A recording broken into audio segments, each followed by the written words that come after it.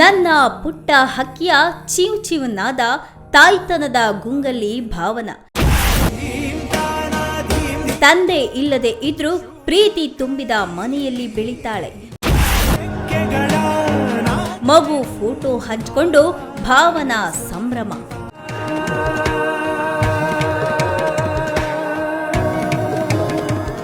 ಚಂದನವನದ ನಟಿ ಭಾವನಾ ರಾಮಣ್ಣ IVF ಮೂಲಕ ಮಗುವನ್ನ ಪಡೆದುಕೊಂಡಿದ್ದಾರೆ. ಮೊದಲ ಬಾರಿಗೆ ಮಗುವಿನ ಕುರಿತು ಸಾಮಾಜಿಕ ಜಾಲತಾಣದಲ್ಲಿ ಪೋಸ್ಟ್ ಒಂದನ್ನ ಹಂಚಿಕೊಂಡು ಸಂಭ್ರಮ ಪಡ್ತಾ ಇದ್ದಾರೆ.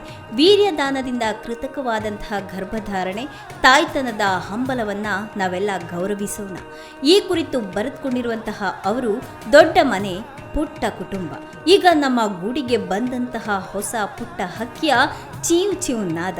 ಹಕ್ಕಿಗಳ ಹಾಡಿಗೆ ಹೊಸ ಸರಿಗಮ ಸೇರಿದ ಈ ಪುಟ್ಟ ಜೀವ ನಮ್ಮ ಬದುಕಿಗೆ ಹೊಸ ಪ್ರೀತಿಯ ಅಲೆಯನ್ನ ತಂದುಕೊಟ್ಟಿದೆ. ಈ ವಿನೂತನ ವಿಸ್ಮಯವನ್ನ ನಿಮ್ಮೊಂದಿಗೆ ನಾನು ಹಂಚಿಕೊಳ್ತಿದ್ದೇನೆ ಅಂತ ಪೋಸ್ಟ್ ಮಾಡಿಕೊಂಡಿದ್ದಾರೆ. IVF ತಂತ್ರಜ್ಞಾನದ ಮೂಲಕ ಅವಳಿ ಮಕ್ಕಳಿಗೆ ತಾಯಿಯಾಗ್ತಿರುವಂತಹ ಬಗ್ಗೆ ಭಾವನಾ ಕೂಡ ಮಾಹಿತಿಯನ್ನ ಹಂಚಿಕೊಂಡಿದ್ರು. ಆದರೆ ಹೆರಿಗೆ ವೇಳೆ ಒಂದು ಮಗು ಮೃತಪಟ್ಟಿದೆ ಅಂತ ಸುದ್ದಿಯಾಗಿತ್ತು. ಈ ಬಗ್ಗೆ ಕೂಡ ಭಾವನಾ ಅವರು ಯಾವುದೇ ರೀತಿಯ ಸ್ಪಷ್ಟನೆಯನ್ನ ನೀಡೋದಕ್ಕೆ ಮುಂದಾಗಿರಲಿಲ್ಲ. 20-30ನೇ ವಯಸ್ಸಿನಲ್ಲಿ ತಾಯಿಯಾಗುವಂತಹ ಬಗ್ಗೆ ನಾನು ಆಲೋಚನೆ ಕೂಡ ಮಾಡಿರಲಿಲ್ಲ. ಆದರೆ ವಯಸ್ಸು 40 ದಾಟಿದಾಗ ತಾಯಿಯಾಗುವಂತಹ ಬಯಕೆ ತೀವ್ರವಾಗ್ತಾ ಇತ್ತು. ಒಂಟಿ ಮಹಿಳೆಯಾಗಿ ಈ ದಾರಿ ಸುಲಭದ್ದಾಗಿರಲಿಲ್ಲ ನನಗೆ. ಮೊದಲ ಪ್ರಯತ್ನದಲ್ಲೇ ಗರ್ಭಿಣಿ ಆದಿ ಅನ್ನೋ ಬೇಬಿ ಬಮ್ ಚಿತ್ರಗಳನ್ನ ಕೂಡ ಹಂಚಿಕೊಂಡಿದ್ರು. ನನ್ನ ಮಕ್ಕಳಿಗೆ ತಂದೆ ಇಲ್ಲದೇ ಇರಬಹುದು, ಆದರೆ ಅವರು ಕಲೆ, ಸಂಗೀತ, ಸಂಸ್ಕೃತಿ ಮತ್ತು ಅಪರಿಮಿತ ಪ್ರೀತಿ ತುಂಬಿದಂತಹ ಮನೆಯಲ್ಲಿ ಬೆಳೀತಾ ಇರ್ತಾರೆ. ಬಂಡಾಯದ ಕಾರಣಕ್ಕೆ ನಾನು ಈ ದಾರಿಯನ್ನ ಆಯ್ಕೆ ಮಾಡಿಕೊಂಡಿಲ್ಲ.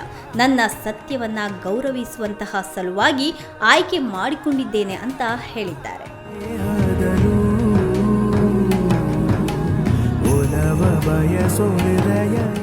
ಹೌದು, ಅವಿವಾಹಿತ ನಟಿ ಭಾವನಾ ರಾಮಣ್ಣ ತಾಯ್ತನಕ್ಕಾಗಿ ವೈದ್ಯಕೀಯ ವಿಜ್ಞಾನದ ಮೊರೆ ಹೋಗಿದ್ರು. IVF ತಂತ್ರಜ್ಞಾನದ ಮೂಲಕ ಗರ್ಭಧಾರಣೆ ಮಾಡಿದಂತಹ ನಟಿ ಅವಳಿ ಮಕ್ಕಳಿಗೆ ಜನ್ಮ ಕೂಡ ನೀಡಿದ್ರು. ಆದರೆ ವೈದ್ಯರು ಕೊಟ್ಟಂತಹ ಸಮಯಕ್ಕಿಂತ 1 ತಿಂಗಳ ಮುಂಚಿತವಾಗಿ ಡೆಲಿವರಿ ಆದಂತಹ ಕಾರಣ 2 ಹೆಣ್ಣು ಮಕ್ಕಳ ಪೈಕಿ 1 ಮಗು ನಿಧನ ಹೊಂದಿತ್ತು. ಈ ಘಟನೆ ಭಾವನಾ ಅವರಿಗೆ ಭರಿಸಲಾದಂತಹ ನೋವನ್ನು ತಂದಿತ್ತು. ಇದೀಗ ಈ ನೋವಿನಿಂದ ಹೊರಬಂದಿರುವಂತಹ ನಟಿ ತಮ್ಮ ಮತ್ತೊಂದು ಮಗುವಿನ ಜೊತೆ ಉತ್ತಮವಾದಂತಹ ಸಮಯವನ್ನ ಕಳೀತಾ ಇದ್ದಾರೆ. ಈ ಬಗ್ಗೆ ಪೋಸ್ಟ್ ಕೂಡ ಮಾಡಿಕೊಂಡಿರುವ ಅವರು, ಮಗಳು ತನ್ನ ಕೈಯ ಮೇಲೆ ಕೈ ಹಿಡಿದು ನಿದ್ರಿಸುತ್ತಿರುವಂತಹ ಫೋಟೋವನ್ನ ಹಂಚಿಕೊಂಡಿದ್ದಾರೆ. ಸದ್ಯಕ್ಕೀಗ ಭಾವನಾ ತನ್ನ ಮುದ್ದು ಮಗಳ ಜೊತೆ ದಿನವನ್ನ ಕಳೀತಾ ಇದ್ದಾರೆ. ತಾಯಿಯಾಗಿ ಪುಟ್ಟ ಮಗಳನ್ನ ಪ್ರಪಂಚವಾಗಿಸಿಕೊಂಡು ಖುಷಿಯಾಗಿದ್ದಾರೆ. ಆ ಸಂತಸವನ್ನ ಅವರು ಮೊದಲ ಬಾರಿಗೆ ಸೋಷಿಯಲ್ ಮೀಡಿಯಾದಲ್ಲಿ ಹಂಚಿಕೊಂಡಿದ್ದಾರೆ.